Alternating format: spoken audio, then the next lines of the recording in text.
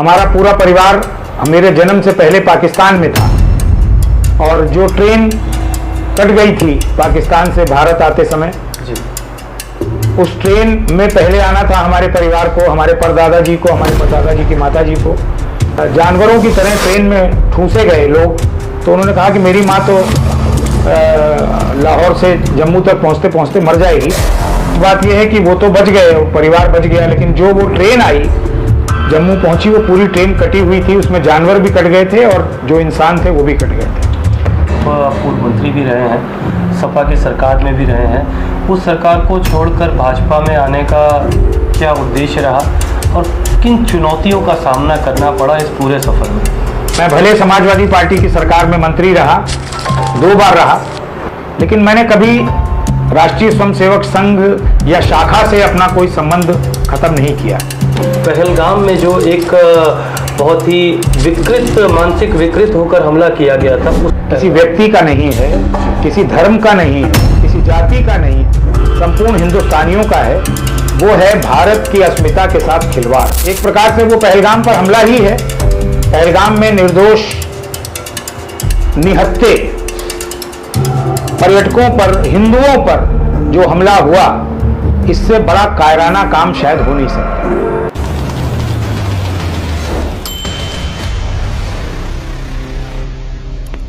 नमस्कार दोस्तों, आप सभी का स्वागत करता हूं मैं ग्राउंड जीरो भारत पर। इस समय हम उत्तर प्रदेश की राजधानी लखनऊ में बैठे हैं। उत्तर प्रदेश एक ऐसा प्रदेश जो अपने पर्यटन के लिए भी जाना जाता है, अपनी बोली के लिए भी जाना जाता है और सबसे विशेष और महत्वपूर्ण अपनी राजनीतिक पृष्ठभूमि के लिए। उत्तर प्रदेश एक ऐसा प्रदेश जिसने देश को कई नेता दिए। हमारे साथ अखिल भारतीय उद्योग व्यापार मंडल के राष्ट्रीय अध्यक्ष संदीप बंसल जी बैठे हैं अपने चैनल पर। सर, अपने बहुत बहुत स्वागत करना चाहूँगा। सबसे पहला सवाल तो यहाँ से शुरू करना चाहूँगा, सर, आज तक का आपका राजनीतिक अनुभव कैसा रहा? मुझे ऐसा लगता है कि मेरे जीवन में जो एक परिवर्तन आया इस क्षेत्र में आने के लिए, वो सबसे महत्वपूर्ण है, क्योंकि हमारी जो पृष्ठभूमि है, ना हमारे दादाजी, ना हमारे पिताजी, ना हमारे परिवार का कोई सदस्य कभी राजनीति में रहा नहीं। समाज की सेवा करते रहे। मेरे परदादा डॉक्टर थे, हमारे दादाजी भी समाज में काम करते रहे, पिताजी तो सरकारी अधिकारी थे। ये जरूर है कि हम लोग राष्ट्रीय स्वयंसेवक संघ से पूरा परिवार आज़ादी के समय से जुड़ा रहा और उससे पहले से जुड़ा रहा। हमारी जो पृष्ठभूमि है वो थोड़ा दुख देने वाली है हमको भी, और समाज को सुन करके भी लगेगा शायद ये बात कभी आज तक जनता के सामने नहीं आई। हमारा पूरा परिवार मेरे जन्म से पहले पाकिस्तान में था और जो ट्रेन कट गई थी पाकिस्तान से भारत आते समय जी। उस ट्रेन में पहले आना था हमारे परिवार को, हमारे परदादा जी को, हमारे परदादा जी की माता जी को, लेकिन चूंकि हमारे परदादा डॉक्टर थे और माता जी, जो उनकी माता जी थी, उनको सांस की बीमारी थी, तो उन्होंने जब जानवरों की तरह ट्रेन में ठूसे गए लोग, तो उन्होंने कहा कि मेरी माँ तो लाहौर से जम्मू तक पहुँचते पहुँचते मर जाएगी। उन्होंने सबको, परिवार को उतार लिया नीचे और कहा कि नहीं, मैं इसमें नहीं जाऊंगा। तो लोगों ने कहा कि आपको काट दिया जाएगा पाकिस्तान में। उन्होंने कहा जो होना होगा होगा, और वो उस ट्रेन में नहीं गए और स्टेशन पर रहे, और 2 घंटे बाद जो दूसरी ट्रेन आई उस ट्रेन से आए। और सच बात यह है कि वो तो बच गए, परिवार बच गया, लेकिन जो वो ट्रेन आई जम्मू पहुंची वो पूरी ट्रेन कटी हुई थी, उसमें जानवर भी कट गए थे और जो इंसान थे वो भी कट गए थे। तो हम लोगों को दुनिया में आना था, तो एक ऐसा परिवार हमारा रहा जो राष्ट्रीय स्वयंसेवक संघ से जुड़ा रहा और जिसने स्वतंत्रता प्राप्ति की उस त्रासदी को झेला है। तो राजनीतिक तो हमारा कोई पृष्ठभूमि कभी रही नहीं, लेकिन ये जरूर मैं कहूँगा कि समाज में काम करते करते और कुछ ऐसी घटनाएं हमारे जीवन में हुई जिससे हमें ये लगा कि हमें समाज के लिए काम करना चाहिए, खासतौर पे व्यापारी समाज के लिए जी। उसके उत्पीड़न को देखते हुए, उसके शोषण को देखते हुए। जब मैं स्टूडेंट लाइफ में था तब भी एक ऐसा इंसिडेंट हो गया कि मैं कुछ समय के लिए दुकान पर अपनी बैठा और वहाँ किसी अधिकारी ने आकर के जो रवैया हमारे परिवार के साथ अपनाया, वो मुझे बड़ा कष्टप्रद लगा और मैंने उस अधिकारी के गिरेबान को पकड़ लिया। मेरे परिवार वालों ने मुझे डांटा कि भाई दुकानदार हो, व्यापारी हो, इस तरह ना करो। लेकिन मैंने कहा अगर सम्मान बेच करके व्यापार करना है बिना सम्मान के व्यापार करना है तो ऐसे व्यापार को करने का कोई लाभ नहीं। उसी समय मन में ये आया कि इस व्यापारी वर्ग को भी सम्मान मिलना चाहिए। ये व्यापारी वर्ग जो देश के लिए सबसे ज़्यादा अर्थव्यवस्था आगे बढ़ाने का काम कर रहा है, सबसे ज़्यादा रोजगार दे रहा है, सबसे ज़्यादा राजस्व दे रहा है, अगर उसी का सम्मान नहीं है तो कोई लाभ नहीं है व्यापार और उद्योग करने का। चाहे हम कितने करोड़पति अरबपति बन जाएं, लेकिन अगर हमारा समाज में स्थान नहीं है, धीरे धीरे उस दिशा में हम लोग आगे बढ़े। और आज मैं कह सकता हूं कि व्यापार मंडल के माध्यम से और समय की जो परिवर्तन की घड़ी है उसके साथ जुड़ करके व्यापार और उद्योग मंडल ने आज एक बड़ा परिवर्तन समाज में किया है। आज की तारीख में शायद ही कोई अधिकारी कर्मचारी व्यापारी का शोषण करने की नीयत रखता हो, जबकि आज से 25 साल 30 साल 35 साल पहले व्यापारी को गाय की तरह से दूहने का प्रयास किया जाता था। तो ये जो हमारा एक सफर है, इसमें हम ये महसूस करते हैं कि आज भले अभी कम है, थोड़ी और गुंजाइश है, लेकिन फिर भी काफी हद तक व्यापारी अपने सम्मान के प्रति सचेत हुआ है, जागरूक हुआ है, और सरकार ने भी इस दिशा में कदम उठाए हैं कि नहीं, हमें व्यापारी को सम्मान देना चाहिए। सर, जानना चाहूँगा कि जैसा कि मेरी जानकारी है कि आप पूर्व मंत्री भी रहे हैं, सपा की सरकार में भी रहे हैं। उस सरकार को छोड़कर भाजपा में आने का क्या उद्देश्य रहा और किन चुनौतियों का सामना करना पड़ा इस पूरे सफर में? मैंने आपको बताया कि मेरे जन्म से पूर्व जी, मेरे पूज्य दादाजी, परदादाजी और मेरे पिताजी 1952 में कुंडरी की जो शाखा है राष्ट्रीय स्वयंसेवक संघ की, उस शाखा में जाया करते थे। मैं भले समाजवादी पार्टी की सरकार में मंत्री रहा, 2 बार रहा, लेकिन मैंने कभी राष्ट्रीय स्वयंसेवक संघ या शाखा से अपना कोई संबंध खत्म नहीं किया। उस समय भी मैं नियमित स्वयंसेवक के रूप में शाखा से जुड़ा था, आज भी जुड़ा हूं। ये बात जरूर है कि उस समय की कुछ परिस्थितियां, राजनीतिक परिस्थितियां ऐसी हो गई कि मुझको समाजवादी पार्टी के साथ जुड़ना पड़ा। और जब मैंने देखा कि नहीं, यहाँ मेरे वैचारिक मतभेद हैं, 4-5 साल का जो वक्फा मैंने वहाँ पर व्यतीत किया, और उसी दौरान मैंने कई सुझाव भी दिए समाजवादी पार्टी के राष्ट्रीय अध्यक्ष को कि इसको ऐसा परिवर्तित किया जाए, ऐसा किया जाए। लेकिन मुझे लगता है कि वहाँ सुझावों की आवश्यकता नहीं है। वहाँ पर एक धर्म विशेष के लिए, अल्पसंख्यकों के लिए ही वो दल काम करता है, वहाँ बाकी सामान्य लोगों के लिए कोई विशेष स्थान है नहीं। इस वजह से मुझको लगा कि यहाँ पर व्यापारी वर्ग का कोई स्थान है नहीं, तो उसको छोड़ करके वापस मैं अपने घर में और अपने पार्टी में आया। एक राजनीति के सर उसी पार्टी के उन्होंने मुझसे कहा था कि धर्म विशेष, जैसा कि आपने विषय उठाया कि धर्म विशेष के लिए कार्य करता तो है, लेकिन लाभ उनको ना दे के चुनिंदा कुछ माफिया लोगों को देता है। उन्हीं की पार्टी के किसी व्यक्ति ने मुझसे कहा था, क्या कुछ कहना चाहेंगे? मैंने आपको बड़ा स्पष्ट कह दिया कि समाजवादी पार्टी सिर्फ अल्पसंख्यकों को लुभाने का प्रयास करती है, काम नहीं करती जी। उनको गुमराह करके, मुसलमानों को गुमराह करके, अल्पसंख्यक कह करके समाज की मुख्य धारा में ना जुड़ जाएं, ये भी एक प्रयास रहता है जी। तो जब नीयत साफ नहीं है तो मुझे लगता नहीं है कि काम कहीं पर बहुत बेहतर होगा। काम करने के लिए नीयत साफ होनी चाहिए, मन आपका साफ होना चाहिए कि हाँ, मुझे किसी भी वर्ग के लिए कुछ करके दिखाना है और उसका कल्याण करना है। कल्याण करना सबसे बड़ी बात आपने कही है सर। अभी जैसा कि अभी तत्कालिक माहौल चल रहा है, वक्फ बोर्ड का भी एक मुद्दा उठा और उसके बाद जातीय जनगणना का एक मामला उठा, साथ ही पहलगाम में जो एक बहुत ही मानसिक विकृत होकर हमला किया गया था, उसको लेकर भी मामला, 3 तरह के मामले चल रहे हैं। लेकिन इस पर विपक्ष जो है वो लगातार भाजपा सरकार के ऊपर हमलावर रहता है। वक्फ बोर्ड को लेकर भी वो हमलावर रहा।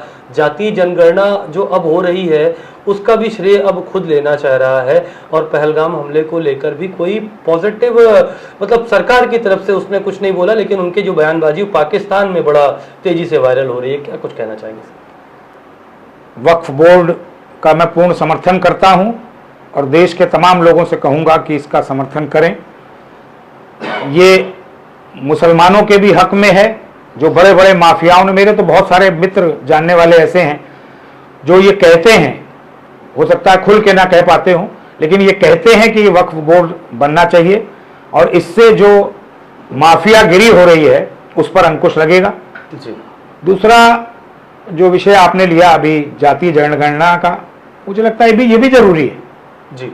और एक बार ये जाति जनगणना होनी भी चाहिए, पता भी लगना चाहिए कि कौन किस जाति का है और उस जाति का क्या स्थान है और एक एक व्यक्ति की क्या पहचान है, ये भी जरूर होनी चाहिए। और तीसरा और सबसे महत्वपूर्ण विषय जो आज का किसी व्यक्ति का नहीं है, किसी धर्म का नहीं है, किसी जाति का नहीं, संपूर्ण हिंदुस्तानियों का है, वो है भारत की अस्मिता के साथ खिलवाड़। पहलगाम पर हमला ही है। पहलगाम में निर्दोष निहत्थे पर्यटकों पर, हिंदुओं पर जो हमला हुआ, इससे बड़ा कायराना काम शायद हो नहीं सकता। और जिस बर्बरता से आतंकवादियों ने गन पॉइंट पर माथे पर गोली मारी हिंदुओं की जी। और वो भी उनकी माँ के सामने, पत्नी के सामने, बेटे के सामने, बेटी के सामने, पिता के सामने, उसके लड़के को वहीं पर गन पॉइंट पर गोली मार दी गई। मैं समझता हूं आज 16 दिन हो गए, आज तक वो परिवार उस घटना से उबर नहीं पाया होगा। लेकिन हम भी इस बात के लिए कृत संकल्पित हैं, जैसा कि अभी कल जो घटना घटी, भारत ने 9 आतंकी अड्डों को समाप्त किया है और ऐसे विपक्ष को मुंहतोड़ जवाब दिया है जो बैठे बैठे अपने घर पर 100 रुपए का हवाई जहाज खरीद करके उस पर नींबू मिर्ची लगा करके। अजय राय जी की बात कर रहे हैं आप? हाँ, स्पष्ट रूप से अजय राय जी की बात कर रहा हूं। शर्म आनी चाहिए, एक बार अपने गिरेबान में झांकना चाहिए। वैसे तो मेरे व्यक्तिगत संबंध है अजय राय से, लेकिन ये जो काम उन्होंने किया, इससे पूरा देश शर्मसार हुआ। राफेल नहीं जाकर के मारा है, राफेल की मिसाइल नहीं जाकर के दुश्मन को परास्त किया है, उसके आतंकी अड्डों को समाप्त किया है। और उस राफेल के बारे में ये कहना कि ये नींबू मिर्ची कब तक लगी रहेगी, एक प्रकार से आप अपनी सेना पर प्रश्न चिन्ह लगा रहे हैं, आप अपने भारत की क्षमता पर प्रश्न चिन्ह लगा रहे हैं। आज भी मैं कहूंगा कि अजय राय जी को पूरे देश से सार्वजनिक रूप से माफी मांगनी चाहिए। जो ये उन्होंने बयान दिया कि उनसे भूल चूक हुई, होती रहती है भूल चूक, अगर हुई है तो उसको मानने में कोई संकोच नहीं करना चाहिए। तो ये एक बड़ा घटनाक्रम था पहलगाम का, जिसका मुंहतोड़ जवाब भारत की सरकार ने दिया है। हमें अपनी सेना पर गर्व है, अपने प्रधानमंत्री पर गर्व है, उनके नेतृत्व क्षमता पर गर्व है कि उन्होंने एक बार साबित कर दिया कि भारत को अगर कोई छेड़ेगा तो हम उसको छोड़ेंगे नहीं और उसके घर तक पहुंचकर, उसके घर में घुसकर उसको जवाब देंगे। मैं तो 2 पंक्तियां कहूंगा, ना हारे थे ना हारेंगे और घर में घुसकर मारेंगे, घर में घुसकर मारेंगे। ये एक जवाब भारत ने दिया है। मैं देश की तरफ से, संपूर्ण व्यापारी और उद्योग जगत की तरफ से सेना का धन्यवाद देता हूं और देश की जो हमारी सरकार है उसका धन्यवाद देता हूं। रक्षा मंत्री हमारे देश के यशस्वी राजनाथ सिंह जी हमारे सांसद हैं, ये भी हम सबके लिए गर्व की बात है, उनका भी आभार व्यक्त करता हूं और मोदी जी का भी आभार व्यक्त। सर, अभी जैसा कि आपने 2 पंक्तियों में कहा कि ना हारे थे ना हारेंगे, घर में घुस के मारेंगे, विषय ये भी है सर, मेरे नज़रिए से देखा जाए कि उस देश को दुश्मनों की ज़रूरत नहीं पड़ती, बाहरी दुश्मनों की, जिसमें आंतरिक दुश्मन बस जाए। क्योंकि जैसा कि कश्मीर की घटना जब हुई तो वहाँ पर कश्मीरियों ने बाकायदा उनको आमंत्रित किया था, रहने की जगह, बहुत सारी चीज़ें उपलब्ध करवाई थी। दूसरा, इसी के साथ जुड़ता हुआ राजनीतिक रूप से देखा जाए, एक समय जब मोदी जी गुजरात के मुख्यमंत्री थे, मनमोहन सिंह के ऊपर पाकिस्तान के प्रधानमंत्री ने बयानबाजी की थी, तो मोदी जी ने उसका मुंहतोड़ जवाब भरी सभा में दिया था कि हमारे देश का अगर राजनीतिक मामला है तो आंतरिक रूप से सुधार लेंगे, लेकिन आपको इसमें बोलने का कोई अधिकार नहीं, तुम्हारी उन्होंने औकात तक याद दिला दी थी। लेकिन अभी एक यही पूरे मामलों के बीच में कांग्रेस की तरफ से एक्स पर एक बहुत ही अभद्र टाइप की एक फोटो वायरल की गई मोदी जी की, जिसमें मोदी जी का सिर नहीं था। भाजपा ने इसको इस तरीके से भी लिया कि सर तन से जुदा की जो मानसिकता है कांग्रेस रखती है। क्या कुछ कहना चाहेंगे, क्या कांग्रेस को ऐसा करना चाहिए? अब ये तो विषय पुराना हो गया, लेकिन कांग्रेस ये कहती है कि हमने किसी को टारगेट नहीं किया, लेकिन चोर की दाढ़ी में तिनका होता ही है, ये हम लोग सुनते आए हैं। कांग्रेस को इस तरह का प्रयोग नहीं करना चाहिए। हालांकि इस मामले में मैं ये मानता हूं कि पहलगाम घटना के बाद से और अभी तक राहुल गांधी का कोई भी ऐसा बयान नहीं आया जिसने इस पूरे प्रकरण में कोई प्रश्न चिन्ह लगाया हो, जबकि इससे पहले कई बार आ जाया करते थे जी। और कांग्रेस की तरफ से बार बार ये कहा गया, चाहे वो अजय राय का बयान हो या और उनके कई नेताओं के उल जलूल बयान जो उन्होंने दिए, उन सब को कहा गया कि ये पार्टी लाइन से अलग हैं। तो ये पहली बार ऐसा लगा कि कांग्रेस ने कम से कम एक सही विपक्ष के रूप में, जो उसका मेन नेतृत्व है, उसने भूमिका निभाई। हालांकि उनके राष्ट्रीय अध्यक्ष का भी बयान अच्छा नहीं आया, वो भी बयान ठीक नहीं था, लेकिन राहुल गांधी इस मामले में मुझे लगा कि उन्होंने थोड़ा सा संजीदा होकर के अपने ऊपर नियंत्रण रखा है। मैं इस पूरे प्रकरण में एक बात और जरूर कहना चाहूँगा कि हम आपस में अपने देश में कुछ भी करते रहें, अपने आप को राजनीतिक रूप से चमकाने के लिए कोई भी बयान देते रहें, कोई भी आंदोलन प्रदर्शन धरना करते रहें, लेकिन जब हम विपक्ष, जब हम पूरे किसी दूसरे देश से लड़ रहे हैं या कोई दूसरा देश हमको आंख दिखा रहा है, तो जो बात आपने कही कि मोदी जी ने मनमोहन सिंह को, जिन्होंने अभद्र शब्द प्रयोग किए थे, उनके बारे में कहा था कि भारत के प्रधानमंत्री को अगर कुछ कहोगे तो स्वीकार नहीं करेंगे, यही भाषा हर राजनीतिक दल की होनी चाहिए कि अगर देश के प्रधानमंत्री या देश के ऊपर कोई बात आए तो सबको एकजुट होकर के भारत की जिंदाबाद करनी चाहिए। और मुझे लगता है कल वाले घटनाक्रम के बाद तो शायद किसी ने कोई प्रश्न चिन्ह नहीं उठाया, कि कहीं कोई प्रश्न लगा दिया हो कि पूछ रहे हो कि साहब हमें गवाही चाहिए कि स्ट्राइक कैसे हुई और कैसे मिसाइल ने मार गिराया। तो इससे ये लगता है कि सबको ये सबक मिला है कि देश की जब बात आएगी तो सबको एकजुट रहना है, और शायद यही एक नए राजनीतिक युग का प्रारंभ है आने वाले समय में जी, ये एक नया इतिहास बनेगा। पिछले चुनाव में इस तरह की बयानबाजियों का खामियाजा भी विपक्ष को भुगतना पड़ा था, शायद ये भी वजह हो सकती है इस बार चुप रहने की, आपको क्या लगता है? हाँ, मैं निश्चित रूप से ये मानता हूँ कि कई बार सेल्फ गोल किए जाते हैं, चाहे वो कांग्रेस पार्टी हो या अखिलेश यादव हो, खुद अपने ही पैरों पर कुल्हाड़ी मारने का काम कर लेते हैं अपने बयानों से जी। तो बहुत बार आप चुप रहकर वस्तु स्थिति पर नजर रखकर अपनी स्थिति को अच्छा कर सकते हैं। ये निश्चित रूप से विचार करना होगा सभी दलों को। और अब जो राजनीति है वो राजनीति हिंदू मुसलमान से नहीं चल पाएगी, जाति के बंटवारे से नहीं चलेगी। मैं स्पष्ट कहना चाहता हूं, कांग्रेस को भी कहना चाहता हूं, हालांकि मैं कोई इतने बड़े राजनीतिक पद पर नहीं हूं कि मैं कहीं किसी राजनीतिक पद पर बहुत ऊंचा बैठा हूं, लेकिन मेरा एक सुझाव जरूर होगा समाजवादी पार्टी को भी, कांग्रेस को भी और तमाम राजनीतिक दलों को कि अब हिंदू मुसलमान का खेल खेलना बंद कर दो, मुसलमानों के पीछे भागना बंद कर दो। आपको विकास की राजनीति करनी पड़ेगी। आपको यह कहना पड़ेगा कि यह राजनीतिक दल ऐसे कर रहा है, हम इससे बेहतर करके दिखाएंगे। आपके विकास का यह मॉड्यूल है, आपके विकास का यह फॉर्मूला है, मेरे विकास का यह फॉर्मूला होगा। आपको यह दिखाना पड़ेगा, बजाय इसके कि मुंह जबानी जंग लड़ें, बयानबाजी करें उल्टी सीधी, उससे वोट नहीं मिलता। वोट आपको आपके काम से मिलेगा। आज सरकार में जो कमियां हो आप उसको सड़क पे उठाइए। वो करने का किसी में दम नहीं है, मैं साफ साफ कहता हूं, किसी में दम नहीं कि सरकार के खिलाफ अगर कोई कमी हो तो उस पर बोले। हाँ, बयानबाजी करके और अखबारों में बने रहने से अगर आपको वोट मिलेगा तो नहीं मिलेगा। अब वो समय नहीं रह गया। अब वो समय नहीं रह गया। सर, आखिरी सवाल, हमारे चैनल के माध्यम से, हमारे दर्शकों के माध्यम से पाकिस्तान को क्या संदेश देना चाहेंगे, और मोदी जी का जो नेतृत्व है इस कठिन परिस्थितियों के बीच, उसको लेकर क्या कुछ कहना चाहेंगे सर? देखिए, मुझे लगता है कि देश का सौभाग्य है कि आज देश में नरेंद्र दामोदर दास मोदी जैसा एक नेतृत्व है। हम लोगों ने पिछले 78 साल में बहुत सारे प्रधानमंत्री देखे हैं, मैंने भी देख लिए इधर 20, 22, 25 साल में, लेकिन एक सशक्त नेतृत्व जिसको देखकर पूरा विश्व सम्मान में खड़ा होता है, मेरी नज़र में तो पिछले 30-35 सालों में ऐसा प्रधानमंत्री कोई नहीं रहा जैसे नरेंद्र मोदी हैं। और बड़ी स्पष्टवादिता, बड़ी स्पष्ट सोच और निर्णय लेने की जो क्षमता मोदी जी में है, दूर दूर तक आसपास कोई ठहरता भी नहीं है।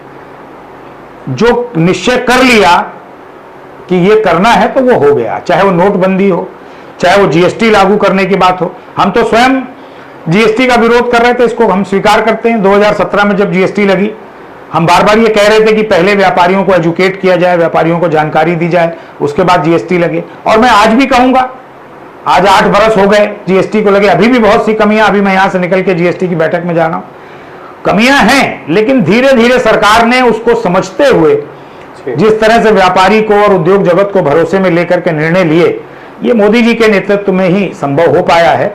और आज भी देश को बहुत उम्मीद है कि उनके नेतृत्व में जो कुछ कमियां अभी बाकी हैं पुराने नियमों कानूनों में, उसमें बड़ा सुधार होगा और देश फिर से विश्व गुरु के पद पर, विश्व गुरु की जो पदवी हमारी थी उसमें आगे बढ़ेगा और अर्थव्यवस्था के मामले में 5वें से तीसरे स्थान पर हम आने वाले साल से 1.5 साल के अंदर पहुंच जाएंगे, ऐसा हमारा भरोसा है। ऐसा हमारा भरोसा है। सर, पाकिस्तान को लेकर कोई कड़ा संदेश आप देना चाहेंगे? संदेश कड़ा यह है कि पाकिस्तान कोई देश नहीं है। पाकिस्तान भारत का लूटा हुआ हिस्सा है, जिसको हमारे उस समय के जो नेतृत्वकर्ता थे उनकी भयानक भूल ने हमारे से अलग कर दिया। Pakistan is a part of India. Pakistan Bharat का हिस्सा था, आज पीओके भारत का हिस्सा है। वहां के लोग हमारे अंदर वापस भारत में आना चाहते हैं और वो आएंगे भी, आप देखते रहिएगा अभी। और पाकिस्तान से मैं ये कहना चाहता हूं कि अगर पाकिस्तान ने अब अपने देश के बारे में नहीं सोचा, कश्मीर का राग अलापने के बजाय अपने देश के लोगों को खाना खिलाओ, अपने देश के लोगों के रोजगार की चिंता करो, उनका कैसे विकास होगा इसकी चिंता करो। कश्मीर का नारा लगाने से लोगों के पेट नहीं भरेंगे। ये बात मैं पाकिस्तान से कहना चाहता हूं कि अगर अब भी वो नहीं चेता तो विश्व के मानचित्र से पाकिस्तान मिट जाएगा। इतने क्षमतावान प्रधानमंत्री नरेंद्र मोदी हैं। ये अंतिम चेतावनी पाकिस्तान के लिए है। देश का संपूर्ण व्यापारी, संपूर्ण उद्यमी अपने व्यापार और उद्योग की चिंता किए बिना सरकार के साथ कंधे से कंधा मिला के खड़ा है और जरूरत पड़ेगी तो पाकिस्तान का नामो निशान मिटाने का काम करेंगे अगर पाकिस्तान ने अपने आप में सुधार नहीं किया। हमारे दर्शकों को, हमारे ग्राउंड जीरो भारत के व्यूवर्स को क्या संदेश देना चाहेंगे? ग्राउंड जीरो भारत के तमाम दर्शकों को ये जरूर कहना चाहूंगा कि ये जो लड़ाई है ये अन्याय और अत्याचार के खिलाफ है।